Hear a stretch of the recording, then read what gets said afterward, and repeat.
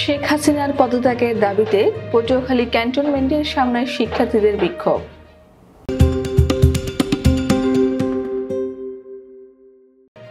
বৈষম্য বিরোধী আন্দোলনকে কেন্দ্র করে শেখ হাসিনা ক্যান্টনমেন্টের সামনে বিক্ষোভ কর্মসূচি পালন করেছে সাধারণ শিক্ষার্থীরা। শনিবার সকাল 10টায় লেবুখালীস্থ শেখ হাসিনা ক্যান্টনমেন্টের সামনে বরিশাল থেকে পটুয়াখালী মহাসড়কে ক্যান্টনমেন্ট স্কুল অ্যান্ড কলেজের সাধারণ শিক্ষার্থীরা বিক্ষোভ কর্মসূচি পালন করে। এ সময় তারা 9 দফা দাবি সহ প্রধানমন্ত্রী শেখ হাসিনা ও মন্ত্রী পরিষদের পদত্যাগ দাবি করে। এছাড়াও সরকার পদত্যাগ করে সেনাবাহিনী সরকারের দাবি তুলে মিছিল করে শিক্ষার্থীরা। কর্মসূচি পালনকালে এই মুহূর্তে দরকার সেনাবাহিনীর সরকার, আমি কে তুমি কে, রাজাকার রাজাকার, দফা 1 দাবি 1, স্বৈরাচারের পদত্যাগ, শেখ হাসিনার পদত্যাগ, এসব স্লোগান তুলে মিছিল করেন তারা।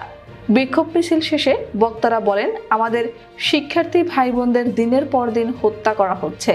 আমাদের শিক্ষার্থীদের যেভাবে পুলিশ বাহিনী ও আওয়ামী পেটোয়া বাহিনী হত্যা করছে, আমরা তার বিচার চাই।